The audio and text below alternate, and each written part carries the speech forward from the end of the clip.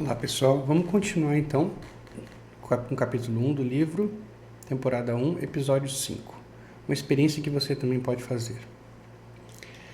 Então a gente vai fazer uma experiência aqui que dá para fazer com régua, esquadro, transferidor.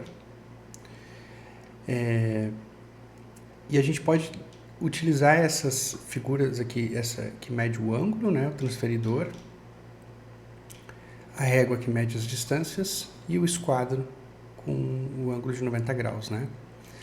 A gente pode utilizar essas três réguas para calcular seno, cosseno e tangente de ângulos. Então, o que a gente vai fazer aqui é calcular a tangente de 35.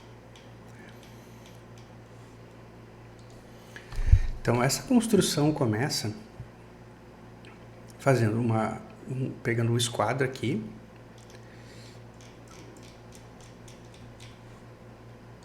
e aí a gente tem um lado desenhado e a gente vai traçar paralelas, perpendiculares, tá? O conceito do esquadro é 3 perpendiculares, tá?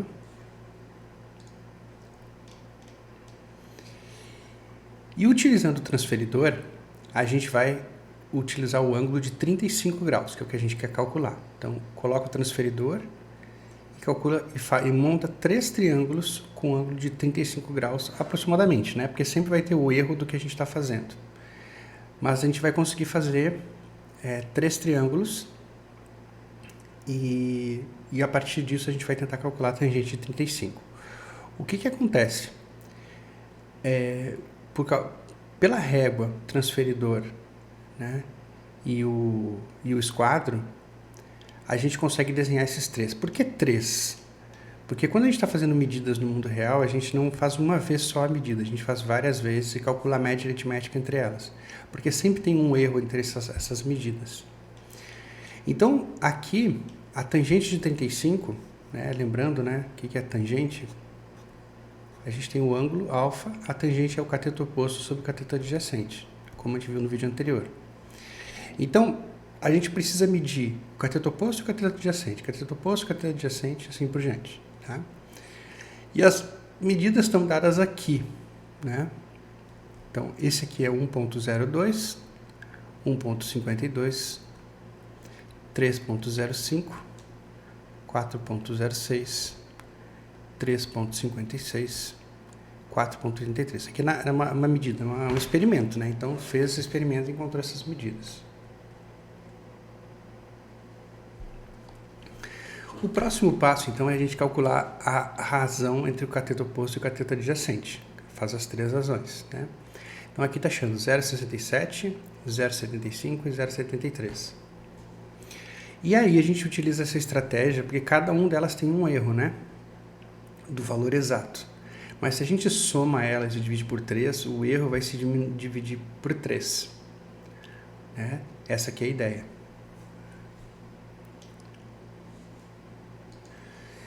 Então, a gente calcula a média aritmética entre esses 3 e acha 0,71.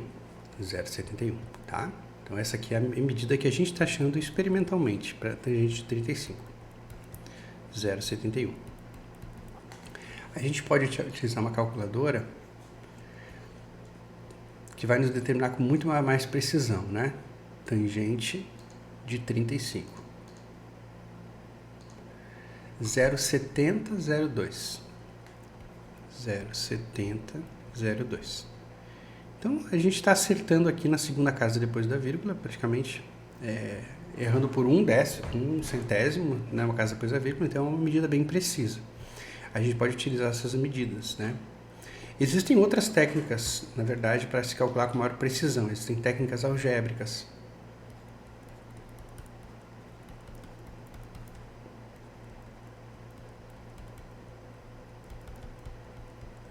E a gente usa expressões para tangente de x para calcular o valor da tangente, ou calculando o seno e o cosseno e depois fazendo a razão.